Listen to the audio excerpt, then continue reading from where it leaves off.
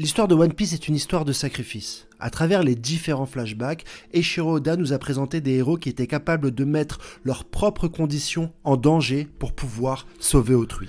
Oda nous narre depuis 25 ans l'histoire de personnes vivant dans le passé qui étaient capables directement de se mettre en danger pour pouvoir donner de l'espoir à la nouvelle génération. On l'a vu avec Belle-Mère qui a été capable de se sacrifier pour ses deux filles, du docteur Iluluk qui s'est sacrifié pour Chopper, mais également de Norland qui s'est sacrifié devant l'autel de la vérité pour pouvoir conter son histoire. Alors comment aller plus loin ? Comment créer une histoire avec un personnage pouvant nous montrer l'abnégation qu'on peut avoir pour le reste de son espèce, pour le reste de la race humaine. Et pour ça, Eiichiro Oda a créé le personnage ultime, Kuma, qui par la race des boucaniers peut endurer plus que n'importe qui grâce au sang de géant contenu dans ses veines. Avec cet avantage génétique, Kuma absorbe le fruit du démon ultime à ses yeux, celui lui permettant d'extraire la souffrance d'une personne pour pouvoir l'absorber. Salut les gars, j'espère que vous allez bien, bienvenue dans cette vidéo. Aujourd'hui on va parler du chapitre 1097 de One Piece, notamment du flashback de Kuma, de la construction de ce personnage, de l'influence qu'il va pouvoir avoir sur Jawar Liboni, sur Dragon, mais également sur Saturne, puisqu'on prépare très certainement à la fin de ce flashback sur le retour d'Ex-Id, une confrontation entre Kuma et Saturne. Je vais vous expliquer comment déjà ce que l'auteur nous explique, la finalité des deux personnages que tout oppose. Si tu aimes ce genre de vidéo, bien sûr, n'hésite pas à t'abonner, n'hésite pas directement à mettre un clic sur le bouton like ou à lâcher un commentaire si tu veux avoir des vidéos sur One Piece et une analyse toutes les semaines des chapitres de l'œuvre dessinée par Eiichiro Oda. J'ai plusieurs théories à faire directement sur ce chapitre, et la première va se porter sur le personnage de Dragon, puisque celui-ci va rejoindre l'histoire et qu'un élément va nous être donné directement dans ce chapitre, un élément qu'on avait à peu près tous en tête, c'est que Dragon est un ancien marine et que celui-ci a quitté ce corps d'armes parce qu'il n'était pas en alignement, en adéquation avec la vision de la justice de la marine. On a vu, dans la marine, il y a des visions de la justice différentes. Il y a celle d'Akainu, qui est stricte, avec aucune empathie, qui pense que la justice peut tuer des gens tant qu'elle est ferme. On a la vision de Aokiji, qui est beaucoup plus souple, une justice qui fait que si je dois avoir un choix entre les personnes qui me sont chères et la justice, je peux choisir les personnes qui me sont chères. C'est la façon avec laquelle il a par exemple sauvé Nico Robin, et très certainement d'autres personnes, on le verra dans le réel flashback d'Ohara et tout l'impact que ça va avoir avec Vegapunk, Dragon et Disoro, Paul Gol Disoro, je ne me rappelle plus, le géant qui finalement n'aurait pas tué et qui pourrait être l'homme à la brûlure, bien sûr. Et on a maintenant la vision de la justice de Kizaru qui va suivre la justice, va aller à l'encontre de ses amis. On l'a vu avec Santomaru, on l'a vu avec Vegapunk, mais avec un certain dégoût, avec une certaine tristesse, ce qui le différencie un petit peu d'Akainu, qui lui n'a aucun sentiment dans la mise en application de la loi et de la justice. On a également la justice de Garp, on l'a vu, Garp qui toute sa vie a essayé de former des gens, a essayé de comprendre un petit peu sa propre vision de la justice, et puis maintenant on a celle de Kobe, qui est une vision de la justice qui va correspondre un petit peu à la vision de Luffy, ou à notre propre équilibre du bien et du mal, bien sûr. Dragon, lui, n'a pas essayé de trouver sa propre voie dans la marine, il n'a pas essayé de développer sa propre justice, il l'a tout bonnement quitté et abandonné, alors que son père, Garp, était dans la marine. On apprend dans ce chapitre-là que Ivankov est parti chercher Dragon directement pour aller sauver Kuma. Kuma qui était enfermé dans le royaume de Sorbet qui s'est dégradé. On a vu le roi qui a décidé de couper en deux son pays, de mettre à profit les gens qui étaient plus ou moins riches, qui avaient une aisance financière pour pouvoir payer un tribut supplémentaire au Dragon Céleste pour bien se faire voir et peut-être un jour les rejoindre. C'était très certainement son but, tout en appauvrissant la partie sud de son pays et en y reléguant les personnages, celles qui n'apportent rien. Dragon vient sauver Kuma pour pouvoir le recruter, mais est-ce que l'impact n'est pas beaucoup plus profond que cela?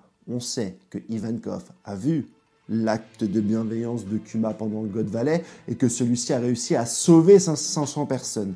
Est-ce que cet acte symboliserait pas plus la justice que ce qu'a pu voir directement Dragon dans la marine? Et est-ce que Ivankov n'a pas introduit Kuma en lui disant « Attends Dragon, tu quittes la marine parce que tu n'es pas d'accord avec leur symbolique de la justice. Moi, je vais te présenter une personne, Bartholomew Kuma, qui a incarné la vision de la justice en sauvant 500 personnes quand la marine a fermé les yeux sur la tuerie qu'avait organisée le Dragon Céleste. Est-ce que finalement, Kuma n'a pas influencé directement le personnage de Dragon? Est-ce qu'il ne l'a pas mis directement en confrontation avec ce faux symbole de justice qu'est la marine? On voit le personnage de Kuma décrit par Eiichiro Oda et il a directement un impact sur les autres personnages.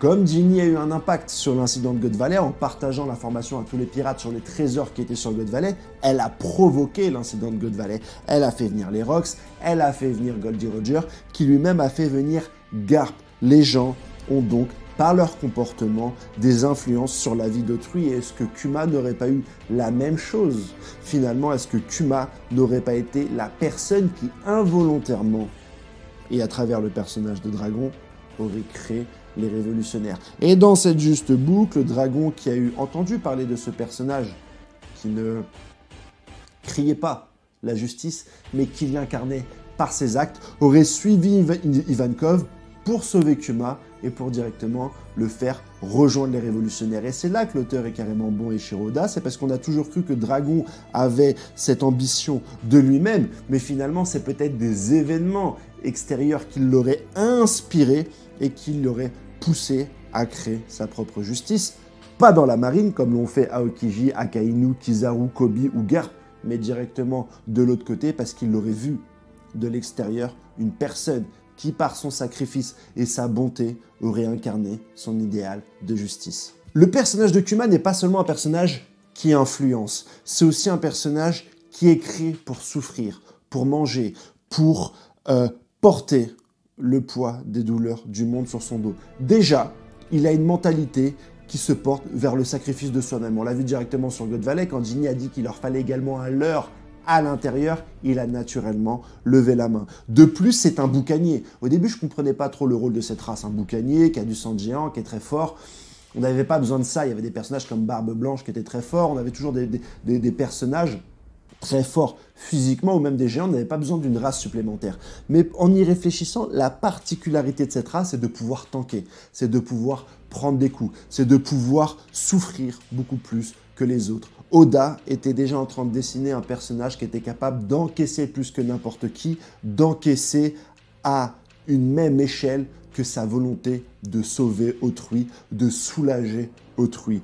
Et comme on avait déjà un personnage presque complet, avec une mentalité qui veut sauver n'importe qui, avec un corps qui permettait de le faire et de prendre des dégâts, Oda lui a donné le fruit parfait à ses yeux, le fruit qui lui permettrait d'absorber directement les douleurs d'autrui. Et c'est ce qu'il va faire dans ce chapitre avec des vieilles personnes dans son église. Il va directement absorber leur rhumatisme, leurs maux, leurs douleurs, les emmagasiner et, tel un martyr, les dévorer, les absorber, ressentir cette douleur que les autres peuvent avoir pour les soulager. C'est d'ailleurs très bizarre et ça montre un grand respect de ce personnage.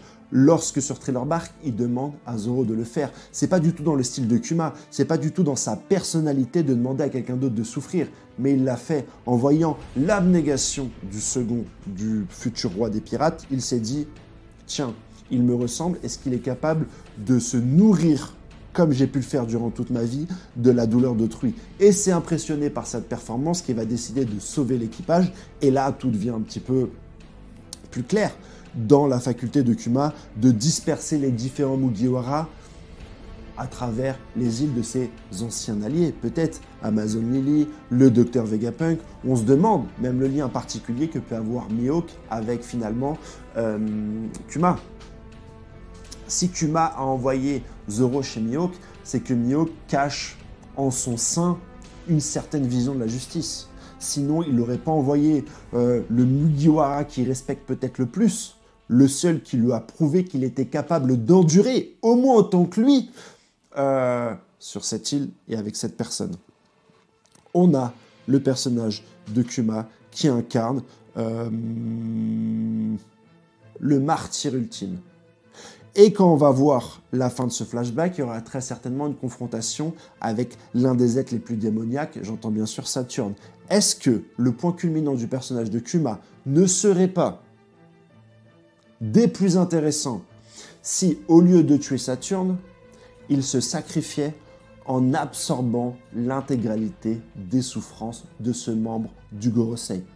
Toute la haine accumulée par Saturne, qui est un être très certainement immortel, il n'a pas bougé physiquement d'il y a 38 ans aujourd'hui, qui a dû faire un tas d'horreurs, commandées par Im-sama ou par les autres membres du Gorosei, qui abrite en son sein un démon, ou lié à un fruit du démon, ou lié à une puissance démoniaque. Il a perdu toute humanité, il se transforme physiquement en démon, il n'a plus aucune conscience de la valeur de la vie. Est-ce que Kuma, par son pouvoir, réussirait à absorber l'intégralité des maléfices qui composent la personnalité de Saturne pour le soulager et pour le rendre bon? On aurait donc un membre du Gorosei complètement soulagé de toute cette souffrance et qui deviendrait bon et qui nous expliquerait que finalement il était possédé par tant d'années à être immortel, tant d'années à subir lui aussi toutes les terribles infamies de l'humanité. Et le personnage de Kuma ne serait pas un personnage qui finirait sur une vengeance, mais qui finirait sur le martyr ultime, sur le pardon, sur, comme Jésus, on a beaucoup d'interprétations, on a beaucoup de parallélismes avec le christianisme et Jésus, Kuma arriverait à gagner, à triompher face au mal, face au démon, face à Satan, en lui enlevant sa souffrance, en lui enlevant l'épine qu'il a sous le pied. Est-ce que Eiichiro Oda aura le courage d'aller jusqu'à là? Ça sublimerait ce personnage non seulement dans One Piece, mais également dans toutes les œuvres qui nous sont proposées, en montrant que la bonté ultime, malgré une vie démoniaque, le mec, il a été esclave, il a vu ses parents mourir, il a été sur God Valley où il a vu l'un des plus grands génocides de One Piece, il va lui arriver tout un tas de choses encore dans la suite de son aventure et de son flashback, mais il tient, il absorbe les mots.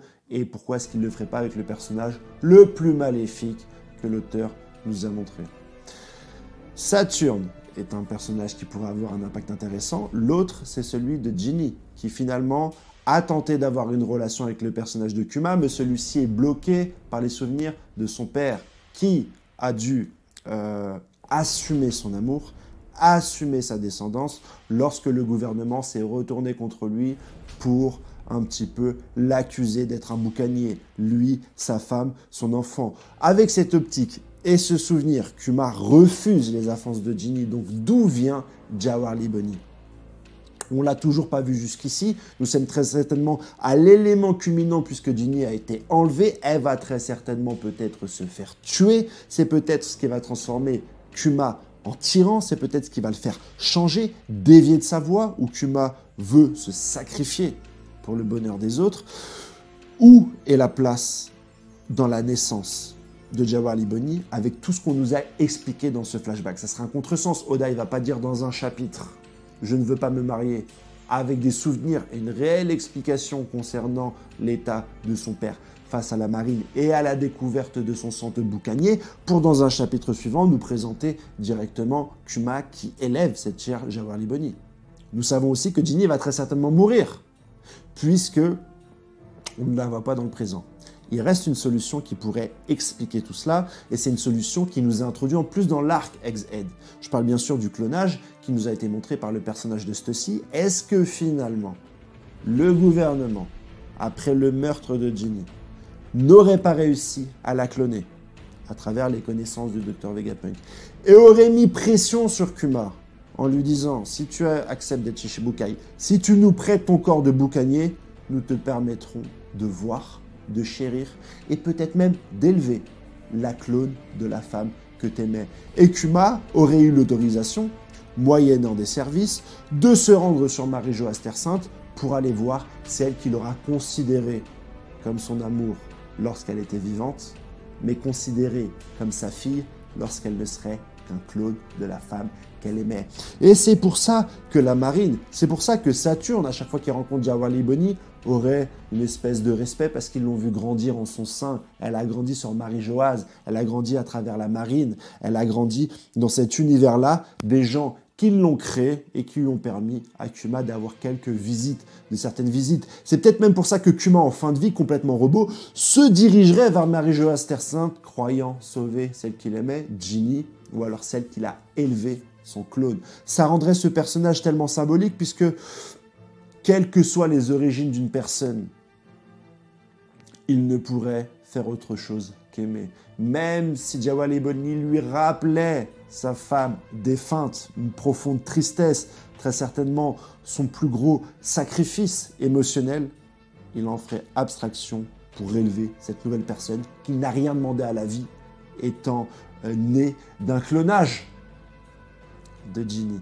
ce qui rendrait le personnage de Kuma complet et d'une écriture fantastique si Kuma pardonnerait en plus les membres du Gorosei qui ont poussé le Dr Vegapunk à cloner la femme qu'il aimait. Très certainement ce Gorosei qui ont tué Ginny. Très certainement ce Gorosei qui représente la plus grande menace de Kuma. Et celui-ci face à eux ne ferait pas autre chose que de les soulager de leur propre souffrance. Voilà ce que j'attends pour la suite. Voilà ce que j'attends des Shiroda. Voilà ce que j'attends du personnage de Kuma. C'est cette écriture parfaite. Ce don de soi, cette abnégation. Le fait est que, quelle que soit notre race, si on a l'occasion de se sacrifier pour autrui, et si ça correspond à notre vision, eh bien, il faudra le faire. Voilà pour cette review. N'hésite pas à partager si tu as aimé un petit peu ce chapitre et à liker. Ça pourrait m'aider. Si jamais c'est une vidéo que t'aimes et que tu as pris du bon temps et du plaisir, n'hésite pas à me rendre l'appareil, un peu comme Kuma. Et bien sûr, à me dire tout ce que tu penses de ce que j'ai raconté en commentaire. Passe une excellente journée. Allez, ciao.